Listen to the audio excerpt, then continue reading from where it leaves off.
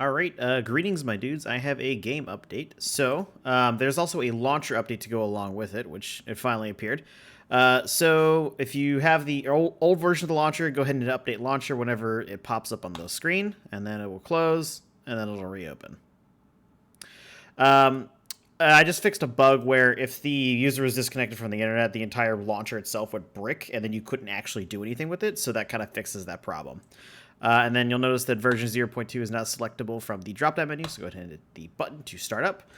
All right, so in the main menu, the first thing is that the settings menu has now been activated, and there are a number of settings. It's subdivided into two menus: controls with rebindable keybinds, and then video settings, which has a number of video settings to change, including the horizontal view distance and the vertical view distance. The horizontal view distance is locked to 10 at max, and I believe to 4 at minimum. Try to keep it at 8. Vertical view is locked to 10, and its minimum is 5. I think I'm probably going to change the button clicking sound because it's a little harsh on the ears. Then you have your FOV, your mouse sensitivity. This currently does nothing because there is no music. Sound volume will affect things. Yep. So in order to decrease or increase in these kinds of buttons, it's detecting which side of the button you click on. So if you click here, it will decrease it. If you click here, it'll increase it, so on and so forth. This will display the FPS at the top. Full screen currently does nothing. VSync enables or disables VSync. And as you can see, the stars get faster.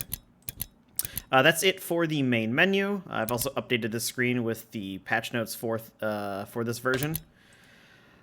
So if you hit single player, you now spawn on the ground, and the biggest change has been to the water. The water is no longer solid. We'll go ahead and sit here and wait for the chunks to load. So the water is no longer solid. You will now sink in it. And as you can see, there's a moving waveform texture, and the actual textures themselves move around as time goes forward. That's a pretty tall mountain right there. There is a very, very subtle vignette around the screen, which might be visible. Just to add a little bit more. It just helps the feel of this. And the underneath the water, if you sink below here, it will become very blue, and everything else is going to get very, very blue fog. Let's see, what other changes? So with water, it's no longer solid, so you can't break it anymore. You'll just click right through it. And also you can place blocks in the water. However, there is no longer water there. Go ahead and replace it. Yeah. The other change is that if you somehow end up with your head inside of a solid block, you will see that displayed over your screen, so you can't exactly look around anymore through the world. I don't really know a good way to get myself inside of a block. Along with that, I did make a couple of changes to some of the clicking controls. So for pillaring up, for example, it's now possible. Well, it was in the testing version before I changed the jump physics, which is what I was going to show next. So I guess now you can't jump and place a block below you, so I gotta fix that now. Anyways, before I changed the jump physics, I made it so you wouldn't like fall constantly whenever you were pillaring straight up. But evidently that doesn't work anymore, so I'm gonna have to fix that now. But I guess I'll have to modify the jump physics a little bit more. But the jump physics should be a little bit smoother. And the crosshair was changed to a gray color to better contrast with brighter areas. So it's still pretty visible in this brightly lit area, and it's also visible in and obviously in darker areas. So if I move myself into a small space, that should be very apparent. Well, all right. I need to do some more tweaking, I guess. I didn't realize that until I started recording this. So, yeah, it's pretty easy to see this.